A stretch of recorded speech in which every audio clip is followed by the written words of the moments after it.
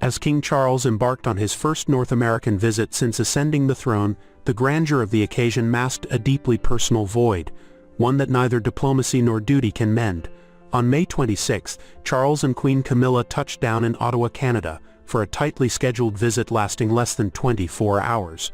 While the king soldiered on with statesmanlike grace amid his ongoing cancer treatments, his youngest son, Prince Harry, was notably absent, not just physically, but emotionally from his father's life. Instead of being in proximity during his father's brief stay on the continent he now calls home, Prince Harry was thousands of miles away in Shanghai, China, making a surprise appearance at a global travel and tourism summit. The timing underscored the emotional chasm that separates them. Though both men were momentarily on the same side of the Atlantic, their strained relationship remains frozen in time, far removed from the warmth of reconciliation.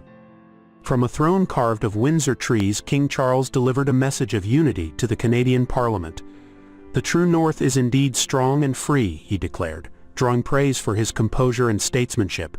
"He could give a master class in diplomatic relations," remarked Ailsa Anderson, former press secretary to Queen Elizabeth II. But while his words resonated politically, a personal crisis loomed, one that no royal address could remedy.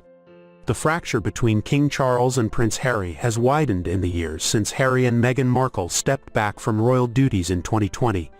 Once envisioned as a reliable royal lieutenant, Harry has instead become a figure of controversy within the monarchy, particularly following his candid interviews, the explosive Netflix series Harry and Meghan, and his best-selling memoir Spare, which painted a portrait of familial dysfunction and alleged a physical altercation with Prince William. Well, in a recent interview with the BBC following a failed legal challenge to regain police protection in the UK, Harry offered a rare olive branch. "I would love reconciliation with my family. There's no point in continuing to fight anymore," he said, citing the brevity of life and concern for his father's health. "He won't speak to me because of this security stuff, but it would be nice to reconcile." That longing, however, clashes with palace rigidity. Despite Harry's belief that King Charles, as sovereign, could influence the restoration of his security privileges, Buckingham Palace maintains that the matter has been exhaustively reviewed in court, and within palace walls, reconciliation appears less a priority than containment. "The underlying issue is trust," says royal biographer Sally Bedell Smith. "The King and William don't trust Harry and Meghan with any kind of confidential conversation. It's not just royal protocol but personal betrayal that weighs heavily. William remains estranged from his brother, and Queen Camilla, portrayed harshly in Spare, reportedly steers clear of the dispute. Even senior palace figures like Clive Alderton, also referenced in Harry's memoir, are unlikely to push for a healing gesture. There is not a good angel in his ear to say, 'Be a good dad and make the first move,'" notes royal commentator Valentine Lowe, author of Power and the Palace. Despite Harry's words seeming conciliatory, insiders view his BBC remarks as another public jab, complicating any path forward for Charles, especially amid his battle with cancer. "Harry's message wasn't intended as an attack, but it would be seen as one," says Lowe. "That makes Charles reaching out even harder." And as the king quietly navigates his illness, the weight of unresolved conflict only intensifies.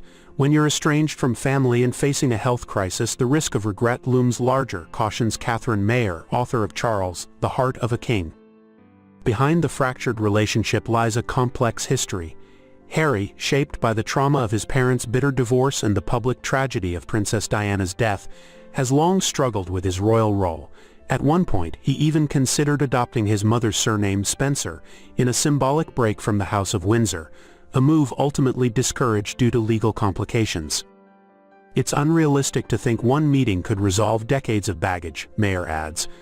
But even small gestures could mean a world of difference. For now, however, silence persists, and the symbolic weight of that silence grows heavier each day. At the heart of the impasse is security.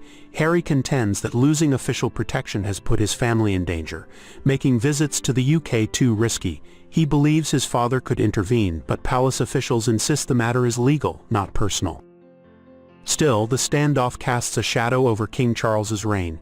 It could damage his legacy, says Lowe, yet the public can distinguish between a family rift and a constitutional one. This is a personal estrangement, a painful but familiar story for many families. Harry, with a restructured communications team and new business ventures on the horizon, appears determined to forge ahead independently. Charles, ever the symbol of endurance, presses on, managing his illness with quiet strength and a full calendar of royal duties.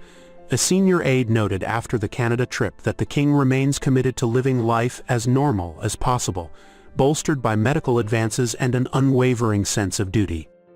For Prince Harry, that very resilience may offer a sliver of hope.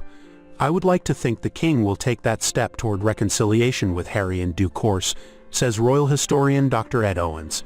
But with both men entrenched in their roles, one as sovereign, the other as a self-exiled son, the road back to one another remains uncertain.